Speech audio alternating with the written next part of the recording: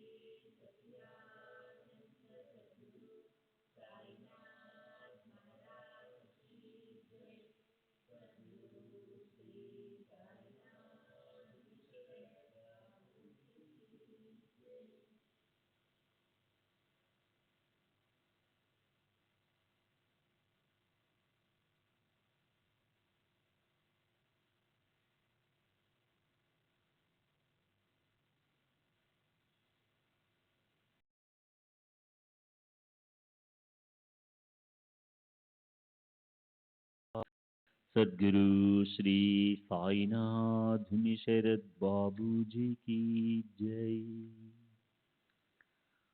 శ్రీ సాయి భక్త అనుభవ సంహిత, శ్రీ జీకే రేగే, రిటైర్డ్ తహసీల్దార్, ఇండోరు. నేను 1912లో తుంటి నొప్పితో బాధపడసాగాను. జ్వరం కూడా రావడంతో నిద్ర కరువైంది.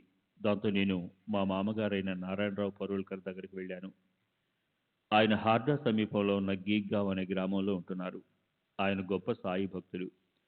ఆయన బాబా ఊదిని నా నొసటిపై రాశారు. ఆ రాత్రి 2 గంటల సమయంలో నేను మంచంపై పడుకుని ఉండగా కాషాయ వస్త్రాలు ధరించిన ఒక సన్యాసి ప్రత్యక్షమై నా భుజం తట్టి, బిడ్డ భయపడకు, నీకు 3 రోజుల్లో నయమవుతుంది అన్నాడు. ఒక సన్యాసి నా ముందు నిలబడి ఉన్నారని, పై మాటలు అన్నారని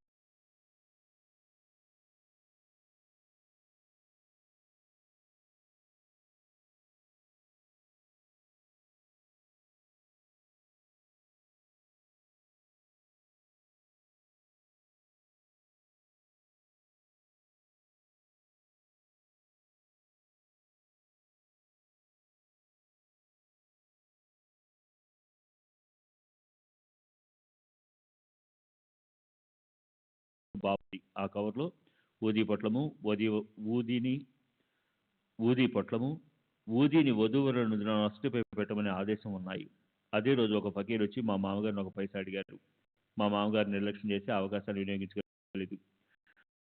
తర్వాత మా మామగారు పశ్చాత్తాపం చెంది వచ్చిన ఫకీర్ సాయిబాబా అయి ఉంటారేమో అనే సందేహాన్ని నా దగ్గర వ్యక్తం చేశారు. ఆ వచ్చిన వారు సాయిబాబా అయితే తిరిగి వారు మా వద్దకు రావాలని నేను ప్రార్థించాను. మరుసటి రోజు మరొక ఫకీర్ నా దగ్గరకు వచ్చి ఒక పైసా మాత్రమే అడిగారు. నేను సమర్పించాను. ఆ ఫకీరు నేను సమర్పించిన పైసా మాత్రమే తీసుకుని మా మామగారు భోంచేసి వెళ్ళమని అభ్యర్థిస్తున్నా వినకుండా వెళ్ళిపోయాడు. ఆ వివాహం జరిగిన రోజు ఆ వివాహం జరిగిన తర్వాత నేను షిరిడీ వెళ్ళి అక్కడ 4 రోజులు గడిపాను. బాబా నన్ను చూసిన వెంటనే ఎందుకు ఇంత ఆలస్యం అని అడిగారు. నేను ఒక పేద గుమస్తానని అంత సులభంగా రాలేకపోయానని చెప్పాను. తర్వాత వారు నన్ను దక్షిణ అడిగారు. నేను 5 రూపాయలు సమర్పించాను. బాబా తమకు మరో 5 రూపాయలు కావాలన్నారు. అలా ఎందుకు అడుగుతున్నారో నాకు అర్థం కాలేదు. అయినా మరో 5 రూపాయలు సమర్పించాను. అవి తీసుకుని ఇంతకన్నా ఎక్కువ నీవు నాకు బాకీ పడలేదన్నారు. ఇంటికి కాటేగాం తిరిగి వెళ్ళిన తర్వాత కానీ నాకు ఆ విషయం బోధపడలేదు. నా భార్య సంవత్సరం క్రితం నాకు తెలియకుండా బాబాకు మనీ ఆర్డర్ ద్వారా 5 రూపాయలు పంపింది. కానీ అది తిరిగి వచ్చింది. తిరిగి వచ్చిన మనీ ఆర్డర్ కోపంలో ఈ మొత్తం స్వయంగా మీ నుండి తీసుకోబడుతుంది అని వ్రాసి ఉంది. అందుకే బాబా స్వయంగా 5 రూపాయలు అధికంగా అడిగారని గ్రహించాను. 4 సంవత్సరాల వయసున్న నా చిన్న కుమార్తె ప్రేమాబాయికి జ్వరం వచ్చింది. అది క్రమేణా ప్రమాద స్థితికి చేరుకుంది. బిడ్డ కృషించిపోయి ఎముకల గూడుగా తయారైంది. వైద్య చికిత్సలు మందులు ఏమీ పనిచేయలేదు. నా భార్య బిడ్డను కాపాడమని ఆర్తిగా బాబాను ప్రార్థించింది. నీ బిడ్డ కష్టాలని 3వ నాటికి తీసివేస్తాను అన్న బాబా కంఠధ్వని ఆమెకు స్పష్టంగా అనిపించింది. కానీ ఊహించని రీతిగా ఆ బిడ్డ 3వ నాటికి తల్లి ఒడిలో ప్రాణాలు విడిచింది. నేను మానసలోని ఆఫీసులో ఉండగా నా భార్య కబురు పంపి వెంటనే ఇంటికి రమ్మని చెప్పింది. నేను ఇంటికి వెళ్లి చూడగా బిడ్డ మరణించింది. నా భార్య శోకిస్తూ ఉంది. మేము ఎల్లప్పుడూ పూజ గదిలో ఉంచుకునే గంగా తీర్థంలో కాస్త బాబా ఊదిని కలిపి బిడ్డ నోట్లో పోశాను. చిత్రంగా అవి బయటికి రాలేదు. దాంతో మరికొంత తీర్థం పోశారు. మరుక్షణం బిడ్డ కళ్ళు తెరిచింది. బిడ్డకు ప్రాణం వచ్చిందని తెలుసుకుని బాబా ఊది తీర్థము ఇచ్చాము. బిడ్డ ఒక నెల రోజుల్లో కోలుకుని సంపూర్ణ ఆరోగ్యవంతురాలైంది. ఇప్పుడు ఆమె ఇండోర్లోని ఒక బోర్డింగ్ స్కూలులో మ్యాట్రన్గా పనిచేస్తోంది. 1924లో నా 4వ కుమార్తె మైనాభాయికి వివాహం చేయదలిచి సంబంధాల కోసం వెతకనారంభించారు. కానీ సరైన వరుడు దొరకలేదు. నేనప్పుడు సెలవు పెట్టున్నాను. నా భార్యను అంజన్గాంలో ఉన్న ఆమె సోదరుని ఇంటికి తీసుకెళ్లాను. అక్కడ వెళ్ళి 2వ రోజు జీరాపూర్ వెళ్ళు అనే కంఠధ్వని వినిపించింది. తిరిగి ఇండోర్ వచ్చాను. అక్కడ నా కుమారుడికి జీరాపూర్ వెళ్ళమని ఉత్తర్వులు వచ్చి ఉన్నాయి. కానీ వాడి భార్య 9 నెలల గర్భిణిగా ఉన్నందువల్ల వెళ్ళలేకపోయాడు. అందువల్ల వాడి పై అధికారులు ఆ ఉత్తర్వులను రద్దు చేశారు. నా సెలవు ముగిసిన తర్వాత నన్ను నెమావార్ జిల్లాలోని కదేగాంకు బదిలీ చేసినట్టు తెలిసింది. కానీ ఆ ఉత్తర్వులను సంతకం కోసం రెవెన్యూ మినిస్టర్ దగ్గర పంపినప్పుడు నా నుండి అభ్యర్థన లేకుండానే అతను ఆ ఉత్తర్వులను రద్దు చేసి నన్ను జీరాపూర్ బదిలీ చేస్తూ ఆదేశాలు జారీ చేశాడు. నేను జీరాపూర్ వెళ్ళాను. ఉద్యోగంలో చేరి 15 రోజులకు నేను పర్యటిస్తూ సాయి తన చోట ఆగాను. అక్కడ నా సోదరుడు గ్వాలియర్ సంస్థానంలో పనిచేస్తున్నాడు. అతనిని చూడడానికి వెళ్ళినప్పుడు తనతో బల్వంత్ అనే అందమైన దృఢకాయుడైన యువకుడు కనిపించాడు. నేను ఆ యువకుని గురించి విచారించి అతనే నా కుమార్తెకు సరైన వరుడని నిర్ణయించి సంబంధం కుదుర్చుకుని వివాహం జరిపించాను. 1926లో నా భార్య మరణించింది. ఆ తర్వాత నా ఆరోగ్యం క్షీణించింది.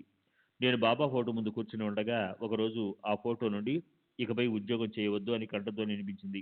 ఇలా వరుసగా 3 రోజులు ఆ ధ్వని వినిపించింది. ఎవరు మాట్లాడుతున్నారో నేను కనుక్కోలేకపోయాను.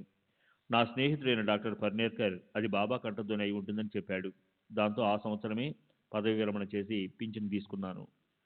శ్రీ సచ్చిదానంద సద్గురు సాయినాథ్ మహారాజ్ కీ జై. సద్గురు శ్రీ సాయినాథ్ శరద్ బాబూజీ కీ జై.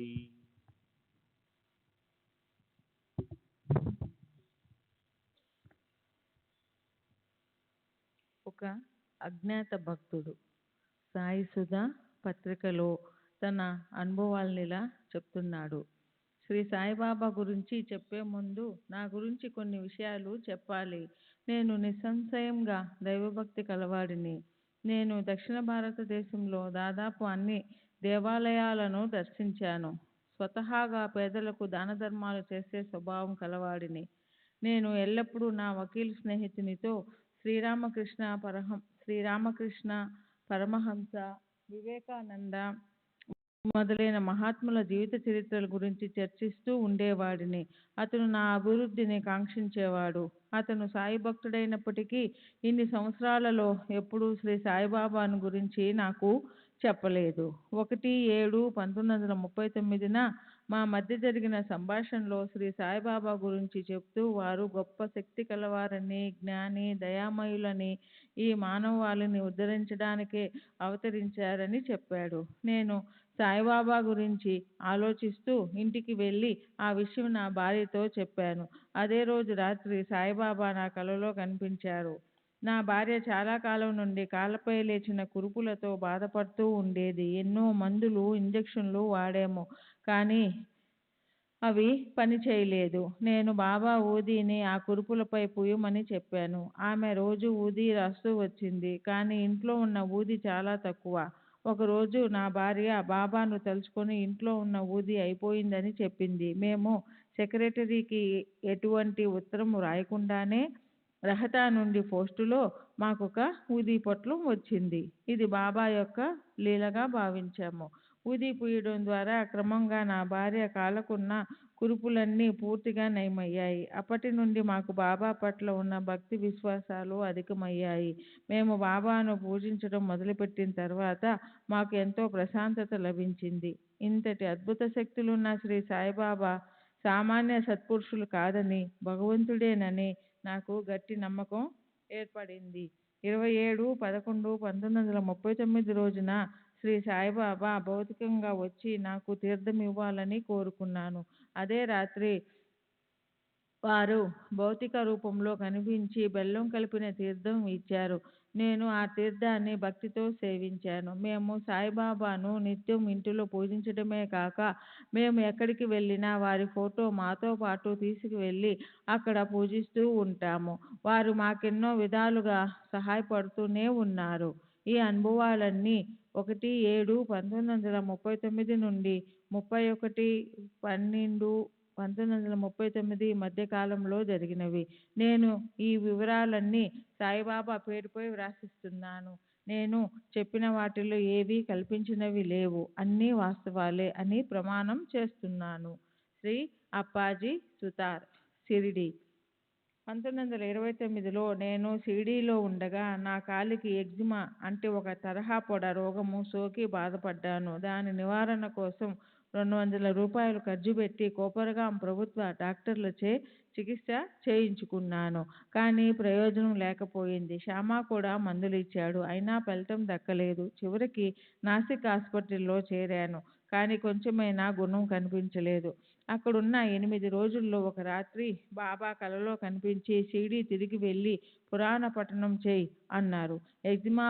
ఎగ్జిమా బాధ వలన నాసిక్ వచ్చాను కదా అని అన్నాను. దానికి బాబా, నా పురాణ పఠనం చేస్తూ ఊదీ రాస్తూ ఉండు, నీకు నయమవుతుంది అన్నారు. వారి ఆదేశం మేరకు షిరిడీ తిరిగి వచ్చాను. నేను షిరిడీకి వచ్చినప్పుడు విఠలరావు మరాఠీ అను అతడు పారాయణ చేస్తూ ఉన్నాడు. కానీ అతను ఏదో పనిపై సిరువల్ అను చోటికి వెళ్ళవలసి వచ్చింది. నేను షిరిడీలో బస్సు దిగుతూ ఉండగా అదే బస్సులో ఎక్కడానికి వచ్చిన విఠలరావు నన్ను కలిశాడు. తను అత్యవసరంగా సిరువల్ వెళ్ళవలసి ఉందని, తాను లేని సమయంలో బాబా సన్నిధిలో పారాయణ నిర్వహించే వాళ్ళెవరూ లేరని, నన్ను పోటీ నిర్వహించమని కోరి వెళ్ళిపోయాడు. నేను పారాయణ చేయ ఆరంభించాను. జ్ఞానేశ్వరి, ఏకనాథ భాగవతం, ఆధ్యాత్మిక రామాయణం మరియు దాబల్కర్ రచించిన శ్రీ సాయి సచ్చరిత్ర బాబా సన్నిధిలో ప్రతిరోజు పారాయణ చేసి ఊది రాసుకునేవాడిని. 7 రోజులలో నా చర్మవ్యాధి పూర్తిగా నయమయ్యింది.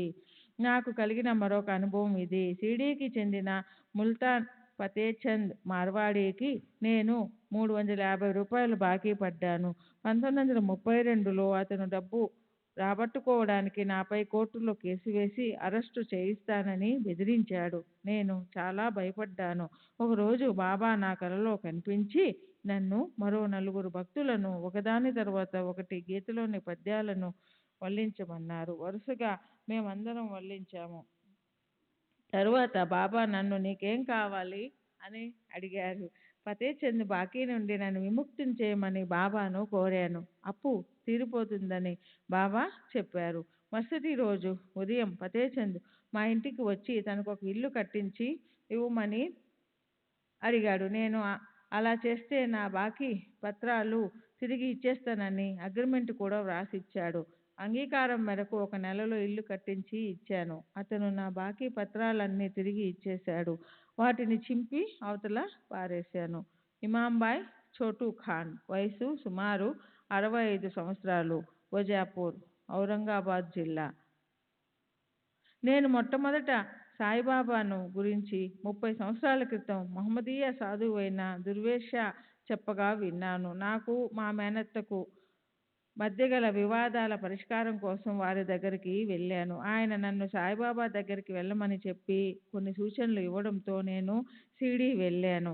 అప్పుడు దీక్షిత్ వాడ అంటే 1910లో నిర్మిస్తున్నారు. నేను బాబాను గోండ్కర్ ఇంటి సమీపంలో దర్శించాను. బాబా నిలబడి ఉన్నారు. ఒక మహిళ వారి దర్శనం చేసుకుంటూ ఉంది. మద్రాసుకు చెందిన సాధువు విజయానంద స్వామి కూడా బాబా వద్ద నిలబడి ఉన్నాడు.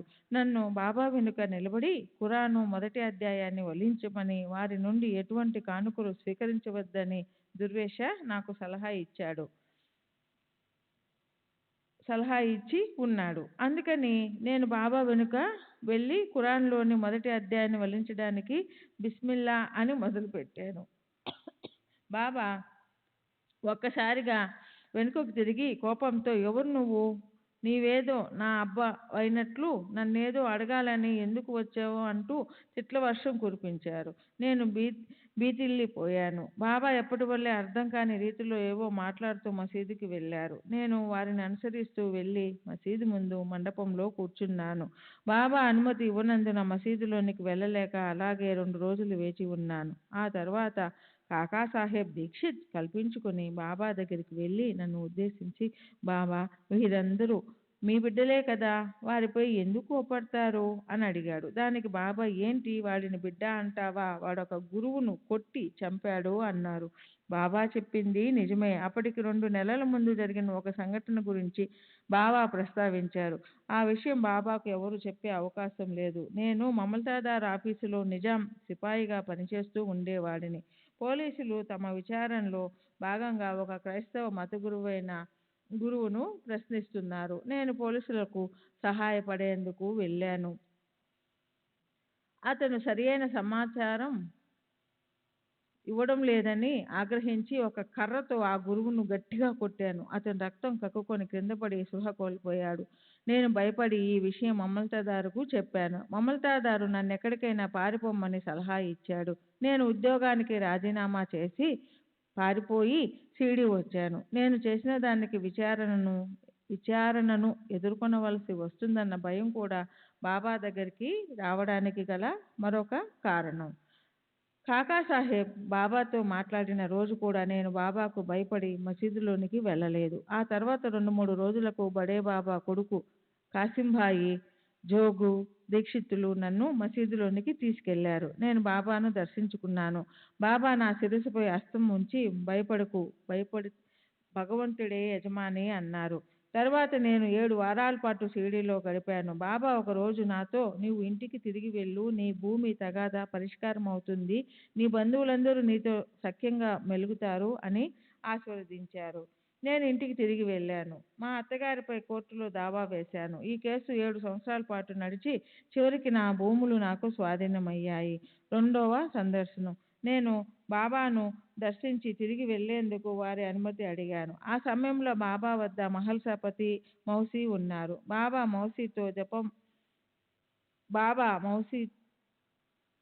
వద్ద మహల్సాపతి మౌసి ఉన్నారు. బాబా మౌసితో, జనం నా మాటలు వినరు, పోకిరి వెధవలు చెప్పకుండానే వెళ్ళి బాధపడతారు, ముళ్ళు గుచ్చుకున్న గాయం వల్ల తల్లిని కూడా కోల్పోతారు అన్నారు. నిజానికి నేను తిరిగి వెళ్లేందుకు బాబా అనుమతించలేదు. నేను ఇల్లు చేరాలనే తొందరలో బాబా అనుమతి పొందకుండానే ఊరికి వచ్చేశాను. నేను తిరిగి వచ్చిన 2 రోజులకు మా అమ్మ కట్టెలు సేకరించడానికి వెళ్ళినప్పుడు ఆమె కాలుకు ముళ్ళు గుచ్చుకుంది. అది సెప్టిక్ అయి కాలు బాగా వాచిపోయి 9-10 రోజుల తర్వాత ఆమె మరణించింది. అప్పుడు బాబా మసీదులో మౌసితో ముళ్ళు గుచ్చుకొని తల్లి మరణిస్తుంది అన్న మాటలు నా గురించి చెప్పినవేనని అర్థమయ్యింది. 3వ సందర్శనం. మా అమ్మ చనిపోయిన 4వ రోజు షిరిడీ వెళ్ళాను. నాకు డబ్బు, ఉద్యోగం లేనందున నా ఆర్థిక దుస్థితి నుండి విముక్తి కలిగిస్తారని తలచి బాబా దగ్గరికి వచ్చాను. నేను షిరిడీలో 34 రోజులు గడిపాను. ఒకరోజు నేను మసీదులో ఉన్నప్పుడు బాబా మౌసీతో ఊది తీసుకొని సెలవు తీసుకోవాలి అన్నారు. ఈ మాటలు నా గురించి మాట్లాడినవేనని అర్థం చేసుకున్నాను. ఒక వ్యక్తికి సంబంధించిన మాటలు ఇంకొక వ్యక్తితో కానీ లేక భక్త సందోహాన్ని సంబోధించి కానీ చెప్తారు. బాబా మాటలు ఎవరిని ఉద్దేశించి మాట్లాడినవో వాళ్ళు మాత్రమే తెలుసుకుంటారు. మరుసటి రోజు నేను బాబా వద్దకు వెళ్ళటంతోనే వారంతట వారే ఊది నా చేతిలో పెడుతూ, ఇంటి వాకిట్లో ముసలావిడ నిలబడి ఉంటుంది, ఆమె ఇచ్చింది తీసుకొని దాంతో కార్యం జరిపించాలి, అతిథులు వచ్చి ఉన్నారు, వారితో కలిసి విందు భోజనం చేయాలి అన్నారు. నాకు వారి మాటలు అర్థం కాలేదు. నేను ఇల్లు చేరింది మా అమ్మ చనిపోయిన 40వ రోజున. హిందువులు మాసికులు జరిపినట్లే మేము మండల క్రతువు జరిపించాలి. కీర్తిశేషులైన కాజీ గారి భార్య మా ఇంటి వాకిట్లో నిలబడి ఉంది.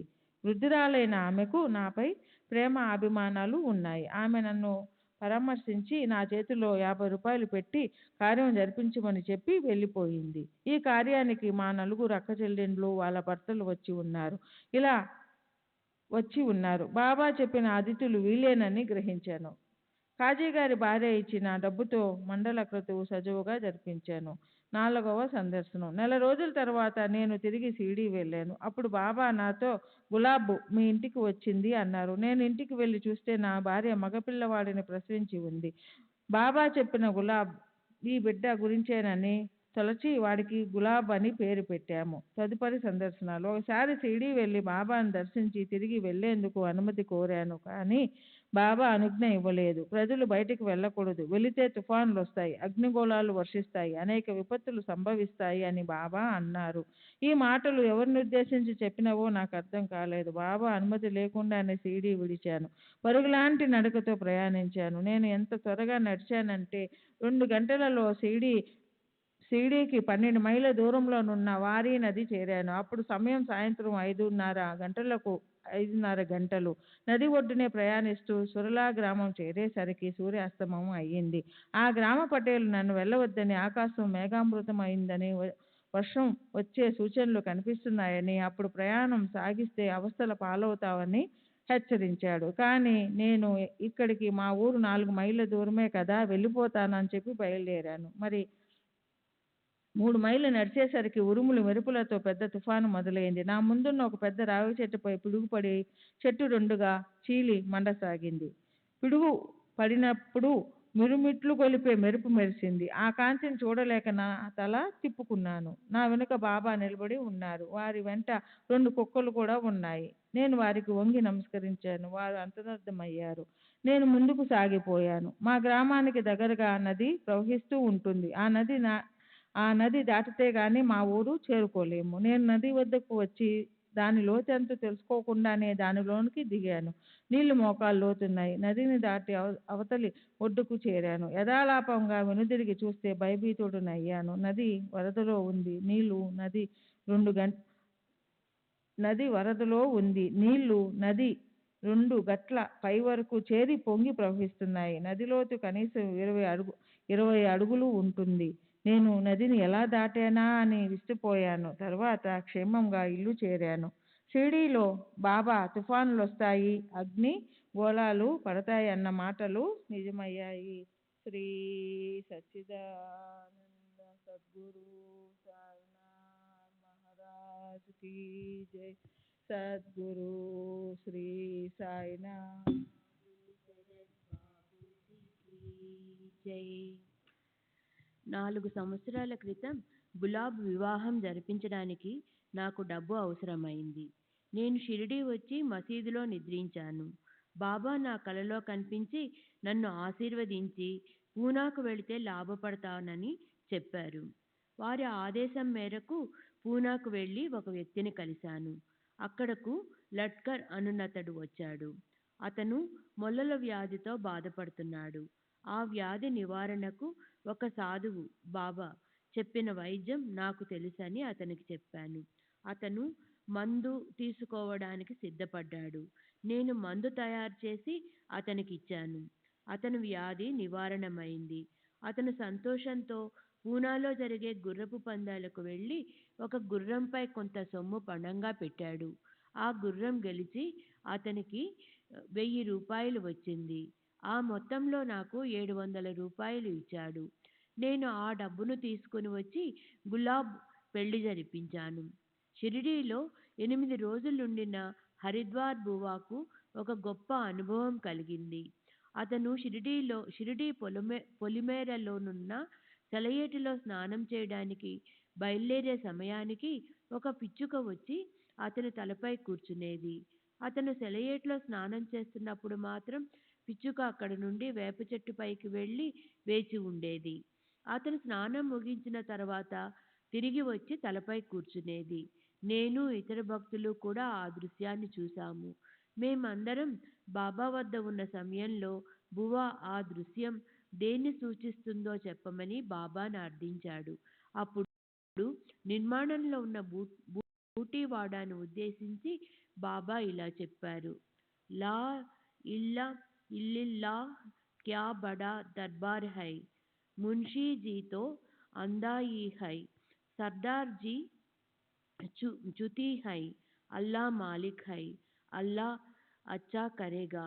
బాబా దేహపరిత్యాగం చేయడానికి 4 నెలల ముందు ఒకరోజు అప్పాబిల్తో రాత్రి 8 గంటల సమయంలో 4 కోళ్లు తీసుకొనిరా, అతిథులు వస్తున్నారు అన్నారు.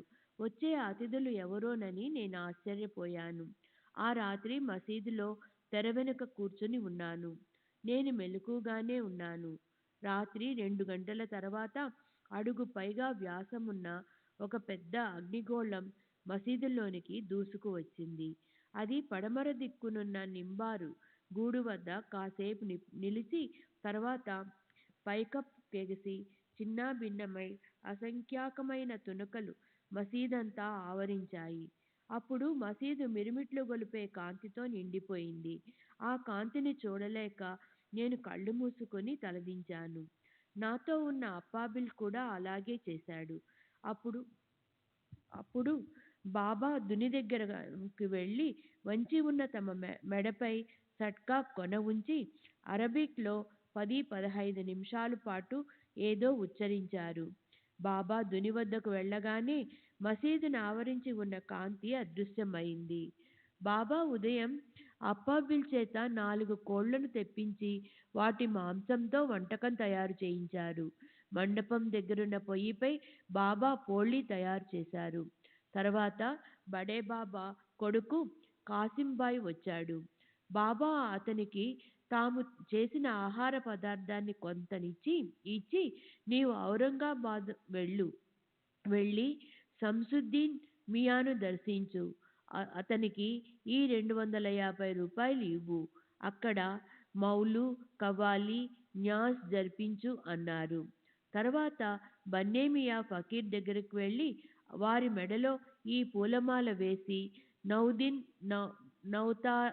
నౌ తారీఖ్ అల్లా అల్లా మియానే అప్నా దునియా లేగయా, మర్జీ అల్లాకి అని చెప్పు అంటూ కాసింకు 250 రూపాయలు ఒక సేవంతి పూలమాలను ఇచ్చారు.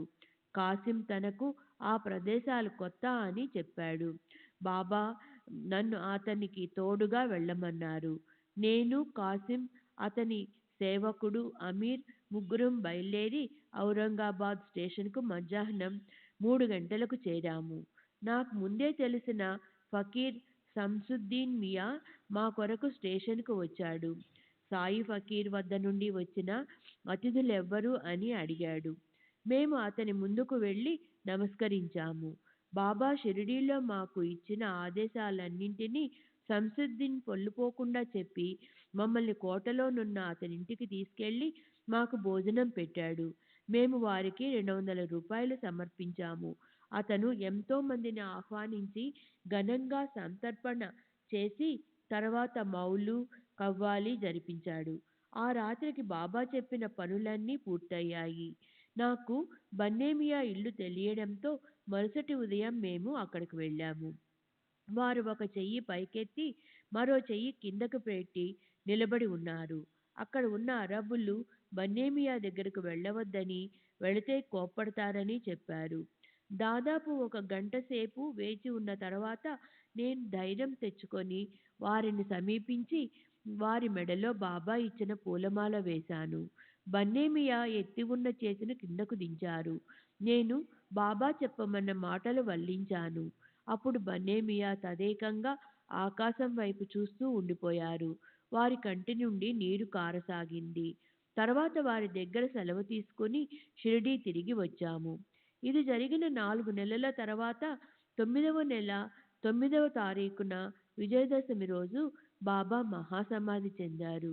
మేము రంజాన్ నెలలో ఔరంగాబాద్కు వెళ్ళి ఆ రోజంతా ఉపవాసం ఉండి రాత్రికి భోంచేశాము. బాబాకు అరబిక్ తెలుసు. వారు ఖురాన్ చదివి అబ్దుల్కు బోధించేవారు.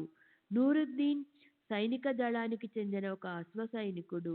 అతను ఒకరోజు షిరిడీ వచ్చి బాబాను దర్శించాడు. దర్శించిన వెంటనే తను తిరిగి వెళ్ళడానికి అనుమతి కోరాడు. బాబా అతనిని మరుసటి రోజు వెళ్ళమన్నారు. అతడు దళం అతడి దళం ముందుకు వెళుతుందని, అందువల్ల అక్కడ ఆగిపోవడం తనకు సాధ్యం కాదని చెప్పాడు. బాబా అతని చేతిలో ఊదీ పెట్టి ఉర్దూలో ఏవో మాటలు చెప్పారు. వాటి అర్థం ఏమంటే గొయ్యి త్రవ్వు, ఊదీ తిను అని. అతను ఊదీ తీసుకుని స్వారీ చేసుకుంటూ వెళ్ళిపోయాడు. కోపర్గాంలో శవాన్ని మోసుకుంటూ వెళ్తున్న దృశ్యం ఒకటి అతనికి కనిపించింది. అతను గమ్యం చేరాడు. కానీ ఆ శవ దృశ్యం మాత్రం అతనిని వీడిపోలేదు. అంతేకాదు, అతడికి శవ దృశ్యం కనపడిన రోజు తృప్తిగా భోంచేసేవాడు. ఆ దృశ్యం కనపడని రోజు ఎంత ప్రయత్నించినా ఏదో ఒక కారణం వల్ల భోజనం చేయలేకపోయేవాడు. దీనితో విసిగిపోయిన అతను తన ఉద్యోగాన్ని కూడా వదులుకున్నాడు. బాబా మాటలు విననందుకే తనకు ఈ దుస్థితి ప్రాప్తించిందని తెలుసుకొని అతడు షిరిడీ చేరి 6 నెలల పాటు అక్కడ గడిపాడు.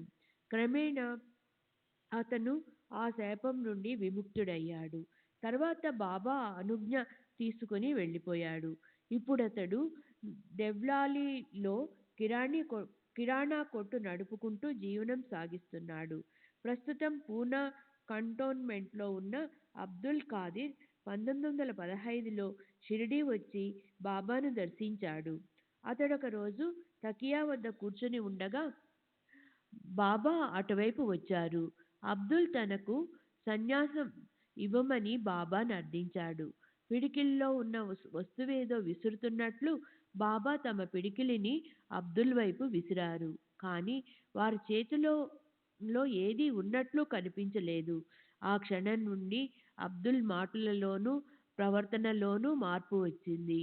బాబా వలె మాట్లాడుతూ అందరికీ సలహాలిచ్చేవాడు.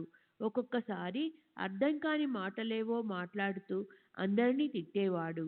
రాళ్లతో కొడతానని బెదిరించేవాడు. అతను భరించలేని విధంగా తయారయ్యాడు. ఇలా బలవంతంగా తెచ్చుకున్న ఫకీర్ స్థితిలో 1.5 నెల గడిపాడు. ఆ తర్వాత మసీదు మండపం దగ్గర అబ్దుల్ ఖాదిర్ ఉన్నప్పుడు బాబా ఎదురుపడి లావ్ భలే ఇదర్ అని పలుకుతూ పిడికిలితో అతని నుండి ఏదో లాక్కుంటున్నట్లు లాక్కున్నారు. వెంటనే అతనికి పూర్వస్థితి వచ్చింది. తర్వాత 15 రోజులు షిరిడీలో ఉండి బాబా అనుమతితో కిర్కీ వెళ్ళి అక్కడ బాబాజాన్ వేప చెట్టు ఆమె సమాధి ఉన్న చోట ఎదురుగా బీడీ కొట్టు పెట్టుకొని జీవనం సాగించాడు. మదర్ ఆలీ ఒక ఖోజా. అతడిప్పుడు ఏవలాలో ఉన్నాడు. అబ్దుల్ ఖాదిర్ మదర్ ఆలీకి గురువు. అబ్దుల్ ఖాదిర్ ఇతర మహమ్మదీయులతో కలిసి నమాజు, అజర్ చేసేవాడు. ప్రతిదినం పగటిపూట మసీదులో బాబా ముందు మౌలు నిర్వహించబడేది. ఉదయం తబలా, సారంగి మొదలైన వాద్యాలతో కవ్వాలి నిర్వహించబడేది. మండపం దగ్గర తబోత్ నిర్మించమని బాబా ఆదేశించేవారు. దాని నిర్మాణానికైన ఖర్చు కూడా వారే భరించేవారు. తబోత్ కార్యకలాపాలు జరిగేటప్పుడు మాంసం, కిచిడి చేసి బాబా అందరికీ పంచేవారు. ఇలా చాలా సంవత్సరాల పాటు జరిగింది. మండప నిర్మాణం జరిగిన తర్వాత ఆ కార్యక్రమాలు నిలిపివేశారు. బాబా తాము స్వయంగా ఫత్యా చదవడం గాని, ఇతరులచే చదివించడం గాని చేసేవారు. బాబా సశరీరులై ఉన్నప్పుడు ముస్లింలందరూ మసీదులో నమాజు చేయడానికి వచ్చేవారు. అది ఈనాటికి కొనసాగుతుంది. బాబా కూడా వారితో కలిసి నమాజు చేసేవారు. బాబా దుని దగ్గరకు నిల్చుని నమాజు చేయడం నేను స్వయంగా చూశాను, విన్నాను.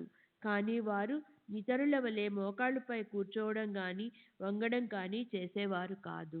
బాబా నాకు తెలిసిన ఇద్దరు మహమ్మదీయుల ఆధ్యాత్మిక ప్రగతికి తోడ్పడ్డారు. మా గ్రామానికి చెందిన షేక్ అబ్దుల్లా షిరిడీ వచ్చి బాబాను దర్శించాడు. బాబా అతనితో వైరాగ్యంగా మాట్లాడుతూ, మనం ఈ రోజు చనిపోతే ఎల్లుండికి 3వ రోజు. ఈ ఇల్లు, భూములు, ఆస్తుల వల్ల మనకేమి ఉపయోగం అన్నారు. అబ్దుల్లా మా ఊరు తిరిగి వచ్చాడు. అతనికి భార్య, పిల్లలున్నారు. అతని ఇంటిని, ఆస్తిని వాళ్లకు వదిలేసి విరాగి అయి వీధుల వెంబడి తిరగడం ప్రారంభించాడు. రాత్రిళ్ళు సమాధుల వద్ద ఏదో గొణుగుకుంటూ గడిపేవాడు. ఎవరైనా ఏదైనా అడిగితే తినే ఎవరైనా ఏదైనా పెడితే తినేవాడు, లేదా ఆహార విషయం పట్టించుకోక పస్తుండేవాడు. ఆ విధంగా 10-12 సంవత్సరాలు జీవించిన ఆ తర్వాత మరణించాడు. కానీ ఈ 12 సంవత్సరాలలో అదృశ్య శక్తులు సాధించాడు. ఒకసారి నేను పనిపై వెళుతుంటే నన్ను ఆపి ఒక ప్రదేశం పేరు చెప్పి ఆ ప్రదేశంలో పాముందని హెచ్చరించాడు. నేను వెళుతున్నది పగటిపూటే కాబట్టి అతని మాటలు లక్ష్య పెట్టకుండా వెళ్ళాను. కానీ చిత్రంగా అతను చెప్పిన ప్రదేశంలోనే పాము కనిపించింది. శ్రీ సచ్చిదానంద సద్గురు సాయినాథ్ మహారాజ్ की जय. सद्गुरु श्री साईनाथ निसरत बाबूजी की जय.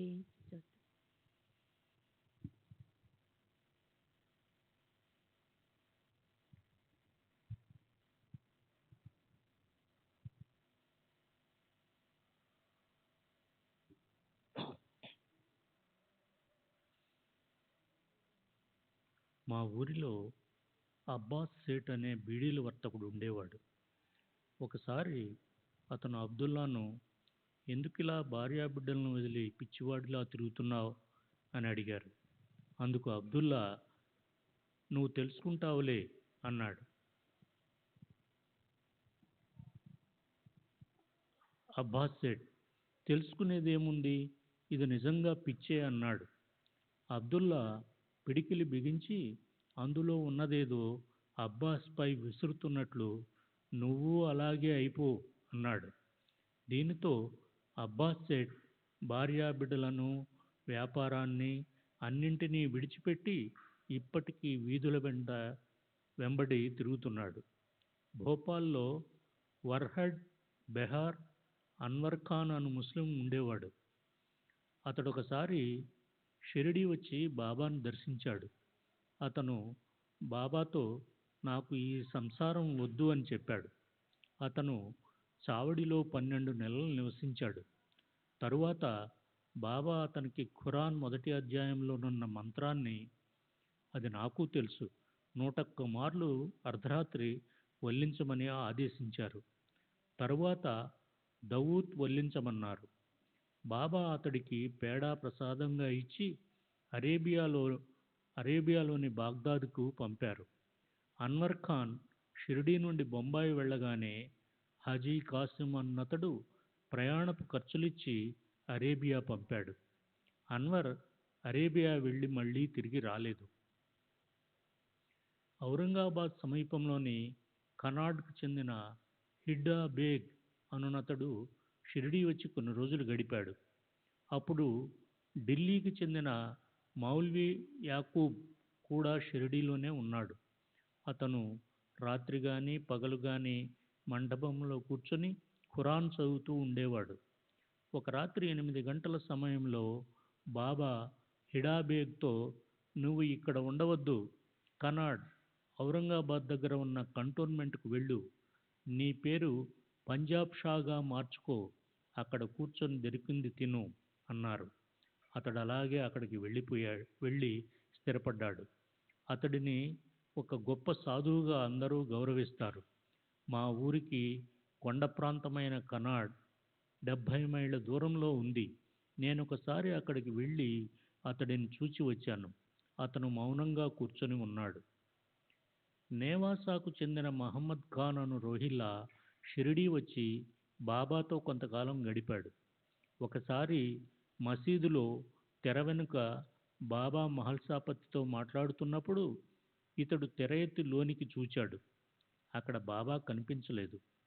ఇతడికి మతి చెలించి వింతగా ప్రవర్తించటం మొదలుపెట్టాడు.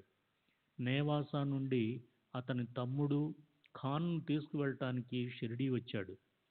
బాబా అతనికి ఊది ఇచ్చి ఆశీర్వదించి పంపారు.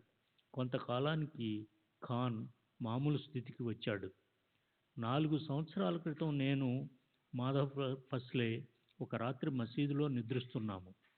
అర్ధరాత్రి సమయంలో మాధో లే, నేను లగసింకు తీర్చుకోవాలి అని మాధవ్ను లేపుతున్నట్లు బాబా స్వరం వినిపించింది. కానీ మాధవ్ కదలలేదు.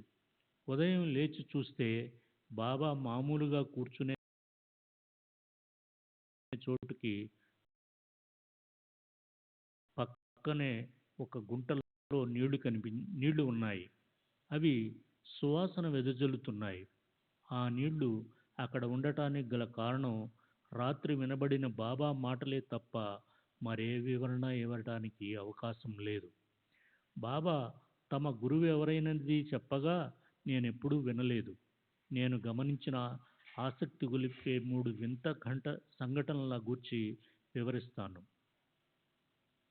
1. అహ్మద్ నగర్కి చెందిన అన్వర్ ఖాన్ ఖాజీ తేలికాకూట్లో ఉన్న మసీదును పునర్నిర్మించాలని సంకల్పించాడు. దానికి కావలసిన నిధుల కోసం బాబా దగ్గరకు వచ్చి అభ్యర్థించాడు. బాబా, మసీదు నీ నుండి కానీ ఇతరుల నుండి కానీ డబ్బు స్వీకరించదు. తనకు కావలసిన సొమ్ము అదే సమకూర్చుకుంటుంది. మసీదు నింబారు కింద 3 అడుగుల లోతులో ఒక నిధి ఉంది. దానిని తవ్వి తీసుకొని మసీదును నిర్మించు అని చెప్పారు. ఖాజీ అహ్మద్ నగర్ వెళ్ళి నింబారు వద్ద త్రవ్వి నిధిని కనుగొన్నాడు.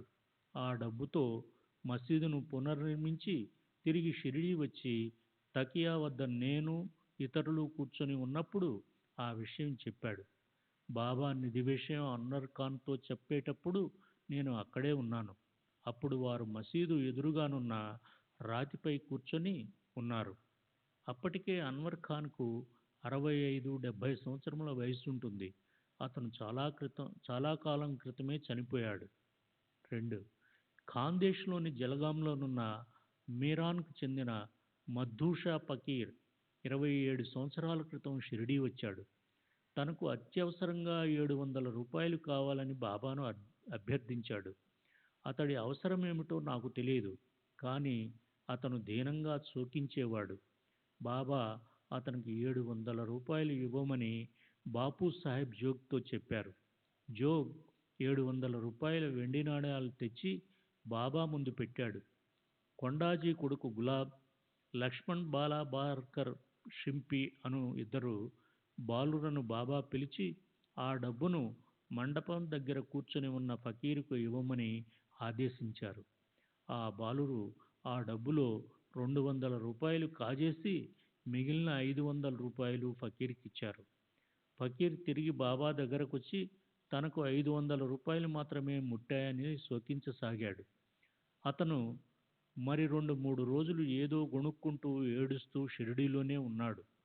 బాబా అతనికి షిరిడీలో మరేమీ ఇవ్వలేదు. అందువల్ల ఆ ఫకీర్ బాబా నుండి ఊదీ తీసుకొని వారి అనుమతితో వెళ్ళిపోయాడు. అతను నూమ్గాం సమీపంలో నడిచి వెళుతున్నప్పుడు ఒక టాంగా వచ్చి అతని ముందు ఆగింది.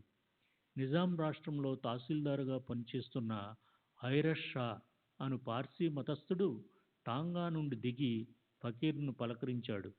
ముందు ఫకీర్కు ఆహారం పెట్టి తరువాత 200 రూపాయలు ఇచ్చి ఇప్పుడు నీకు తృప్తిగా ఉందా అని అడిగాడు.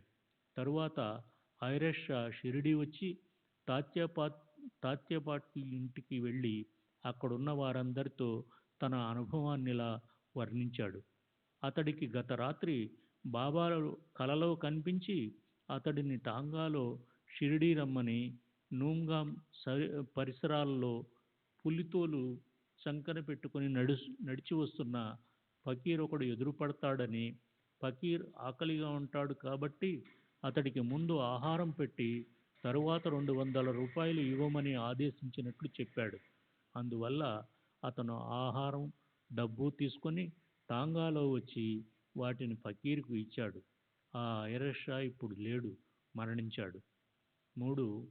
నైజాం రాష్ట్రంలో వైజాపూర్ తాలూకాలో ఉన్న లాసూర్ అను గ్రామానికి చెందిన ఒక మహమ్మదీయుడు 27 సంవత్సరముల క్రితం షిరిడీ వచ్చాడు. అతను బాబాను దర్శించి తనకు అత్యవసరంగా 4,000 రూపాయలు కానీ 5,000 రూపాయలు కానీ కావాలని అభ్యర్థించాడు. బాబా అతడిని మర్రి చెట్టు క్రింద మల విసర్జన చేయమని, అప్పుడు అతనికి నాణ్యాలు నిండి ఉన్న బిందె ఒకటి దొరుకుతుందని చెప్పారు. మరుసటి ఉదయం అతను మల విసర్జన చేసి కడుక్కునేందుకు లేచి 4 అడుగులు వేయగానే అతని కాలికి బరువైన బిందె తగిలింది. దాని నిండా నాణ్యాలున్నాయి. అది చాలా బరువుగా ఉన్నందువల్ల దాన్ని లేపలేకపోయాడు. దాంతో అతను చావుడిలో ఉన్న బాబా దగ్గరికి వచ్చాడు. అతను తిరిగి వెళ్ళేసరికి ఆ బిందె మాయమవడంతో అతను శోకించాడు. ఆ బిందెను రూహీకి చెందిన గణుకాడు అతడు తీసుకుని వెళ్ళిపోయాడని, ఇక తామేమీ చేయలేమని బాబా చెప్పారు. ఆ గణుకాడు ఇప్పుడు ధనవంతుడు. లాసూర్కు చెందిన ఆ మహమ్మదీయుడు తన దురదృష్టానికి దుఃఖిస్తూ వెనుదిరిగాడు. Shri M V Sahasrabuddhe, civil engineer, Phaltan sugar works, వయస్సు 41 సంవత్సరములు, బ్రాహ్మణుడు. తండ్రి విష్ణు, పల్టన్, సతారా జిల్లా. 1931లో నీమ్గాం షిరిడీ నీటిపారుదల డ్రైనేజ్ పథకం క్రింద నాకు మంజూరైన కాంట్రాక్ట్ తీసుకోవడానికి రహతా వెళ్ళాను. అక్కడ బాబాను గురించి తెలుసుకొని షిరిడీ వెళ్ళి హారతికి హాజరయ్యాను. నేను ఎంతగానో ప్రభావితుడనయ్యాను. ఆ తరువాత నాకు సాయిబాబా అద్భుత రీతిలో ఎన్నో విధాలుగా సహాయపడ్డారు. కొన్ని సంఘటనలు వివరిస్తాను. 1932లో చాలామంది పనివాళ్లను నియమించి డ్రైనేజ్ గొట్టాలను వేయడానికి మట్టి త్రవ్వుతున్నాను. మధ్యాహ్నం ఒక చెట్టు కింద కాలవగట్టుపై పడుకుని నిద్రిస్తుండగా మగత నిద్రలో ఉన్న నన్ను అకస్మాత్తుగా ఎవరో కుదిపి లేపినట్లయింది. ఆ నిద్రలోనే బాబా, లే, పైనుండి జారిపడిన మట్టిలో ఒకడు పూడుకుపోతున్నాడు, వెళ్ళి వెంటనే అతన్ని బయటికి తీయి అన్నారు. వెంటనే నేను లేచి కొందరు కూలీలను వెంటబెట్టుకొని అక్కడికి 2 మైళ్ళ దూరంలోనున్న ప్రమాద స్థలానికి సైకిల్పై వెళ్ళాను. బాబా చెప్పినట్లు త్రవ్వుతున్న కందకంపై నుండి మట్టి జారిపడి అందులో 20 మంది కూలీలు పూడుకుపోయారు. మేము వెంటనే ఆ మట్టినంతా వెలికితీసి కూలీలను లేవదీశాము. పూడుకొనిపోయిన కూలీలందరూ చిన్న చిన్న గాయాలతో రక్షింపబడ్డారు. కానీ అందులో ఒక అతనికి మాత్రం ప్రమాదకరంగా గాయాలయ్యాయి. అతని నోరు, ముక్కుల నుండి రక్తం స్రవిస్తోంది. కళ్ళు ఉబికి ఉన్నాయి. అతని కోరిక మేరకు అతన్ని బండిలో వేసుకొని అతనింటికి తీసుకువెళ్ళాము. అతను మరణించాడు. బాబా నన్ను సకాలంలో హెచ్చరించకుంటే పని జరుగుతున్న స్థలంలోనే అతను మరణించటం, చాలామంది గాయపడటం జరిగి ఉండేది. అప్పుడు నేను విచారణ కమిటీ ముందు దోషిగా నిలబడి ఎన్నో చిక్కులను ఎదుర్కోవలసి వచ్చేది. అయినప్పటికీ 2 నెలల తరువాత కలెక్టర్ ఆ ప్రమాదం గురించి విచారణ జరిపారు. కానీ బాబా నాకెలాంటి సమస్య రాకుండా కాపాడారు. ఇది బాబా నుండి నేను పొందిన గొప్ప సహాయం. 1933లో బాబా నాకు మరో సహాయం చేశారు. అప్పుడు నేను పూనాలో ఉన్నాను. బాబా నా కలలో కనిపించి, షిరిడీ సంస్థాన్ కమిటీ వారు నా కోసం షిరిడీలో ఎదురు చూస్తున్నారని చెప్పారు. కమిటీ వారికి నాతో అవసరం ఏముంటుందా అనే కుతూహలంతో షిరిడీ వెళ్ళాను. కమిటీ మెంబరైన శ్రీ ఎన్.డి. నేవాల్కర్, నేను నీమ్గామ్ కాంట్రాక్టర్గా తెలుసు. అతను నా కోసం అడుగుతున్నట్లు తెలిసింది. నేను వెళ్ళి అతన్ని కలిశాను. అతను నాకు సభామండపాన్ని నిర్మించే పని అప్పగించాడు. ఇప్పుడు షిరిడీలో ఉన్న సభామండపం నేను నిర్మించినదే. 1936లో మా అమ్మ అస్వస్థతగా ఉన్నప్పుడు కూడా బాబా సహాయం చేశారు. ఆమెకు కాలేయం ఆపరేషన్ చేయవలసి వచ్చింది. ఆ ఆపరేషన్ పూనాలో చేయించటం మంచిది. కానీ అక్కడ ప్లేగు వ్యాపించి ఉన్నందున మేముంటున్న వాయిలోనే, సతారా జిల్లా, ఆపరేషన్ చేయించదలిచాము. అప్పుడు బాబా నా కలలో కనిపించి ఆపరేషన్ వాయిలో జరిపించవద్దని, పూనాలోనే జరిపించమని ఆదేశించారు. వారి ఆదేశం మేరకు ఆమెను పూనా తీసుకుని వెళ్ళి ససున్ ఆసుపత్రిలో డాక్టర్ ఘర్పురేతో ఆపరేషన్ చేయించాము. ఆపరేషన్ విజయవంతమై ఆమె ఇప్పటికీ ఆరోగ్యంగానే ఉంది. నేను ఈ మధ్యనే సాయి సంస్థాన్ కమిటీ మెంబర్గా ఎన్నుకోబడ్డాను. నాకు ఈ మధ్య వచ్చిన కలలో బాబా సకల దేవతా స్వరూపులనే నిదర్శనం లభించింది. నేను పల్టన్లో ఉన్నప్పుడు నాకు ఒక కల వచ్చింది. బాబా సమాధి ముందున్న హాలులో సత్యనారాయణ స్వామి విగ్రహం ప్రతిష్ఠించి విగ్రహం చుట్టూ పాలవెల్లి కట్టి పూజ నిర్వహిస్తున్నారు. స్వామికి నివేదించిన నైవేద్యాలన్నీ సమాధిలో కూర్చొని ఉన్న సాయిబాబా శరీరంలోనికి వెళుతున్నాయి. సమాధి పారదర్శకంగా కనిపించింది. ఆ కలలో కనిపించిన దృశ్యం నిజమో కాదో తెలుసుకోవాలని నేను షిరిడీ సంస్థానం వారికి జాబు రాశాను. నాకు కల వచ్చిన రోజు సమాధి మందిరంలో శ్రీ సత్యనారాయణ స్వామి పూజ నిర్వహించినది లేనిది తెలుపమని కోరాను. సంస్థాన్ వారు పూజ నిర్వహించినట్లు జవాబిచ్చారు. దీనిని బట్టి సాయిబాబాయే శ్రీ సత్యనారాయణ స్వామి అని, శ్రీ సత్యనారాయణ స్వామిని పూజిస్తే తమను పూజించినట్లేనని బాబా నిదర్శనం చూపారు. నేనొక శ్రోత్రియ బ్రాహ్మణుని, సనాతన ఆచారాలు పాటించేవాడిని. అందువల్ల ముస్లింలు, కడజాతి వాళ్ళు తాకిన వస్తువులను తాకేందుకు కూడా ఇష్టపడేవాడిని కాదు. ఒకసారి బాబా నా కలలో కనిపించి అస్పృశ్యతను పాటించటం తప్పని హితవు పలికారు. Shri Bhaskar Sadashiv Satam, police inspector, Hindu, Maratha, Lamington road, Bombay. నేను 1911లో పోలీస్ కానిస్టేబుల్గా ఉద్యోగంలో చేరాను. క్రమేణా సబ్ ఇన్స్పెక్టర్ స్థాయికి ఎదిగాను. 1930 ప్రాంతంలో నాగేష్ ఆత్మారాం సావంత్ను కలిశాను. అతను శ్రీ సాయిబాబా గురించి చెప్పాడు. అతనితో నేను షిరిడీ వెళ్తానని చెప్పాను. కానీ చాలా సంవత్సరాల వరకు వెళ్ళలేదు. 1940లో నేను, సామంత్ నార్గాం ట్రైనింగ్ స్కూల్లో ఉన్నాం. ఆ సమయంలో నా ఉద్యోగానికి సంబంధించి కొన్ని దురదృష్టకరమైన సంఘటనలు ఎదుర్కోవలసి వచ్చింది. 16/2/1940న నన్ను సస్పెండ్ చేశారు. అప్పుడు నేను బాబాను ప్రార్థించాను. షిరిడీ నుండి బూదీ ప్రసాదము పంపమని కోరగా శ్రీ సగుణమేరు నాయక్ నాకు ప్రసాదము, ఊది రెండూ పంపాడు. కానీ నాకు ప్రసాదం మాత్రమే అందింది. తరువాత 28/2/1940న నన్ను ఉద్యోగం నుండి తొలగిస్తున్నట్లు ఉత్తర్వులు వచ్చాయి.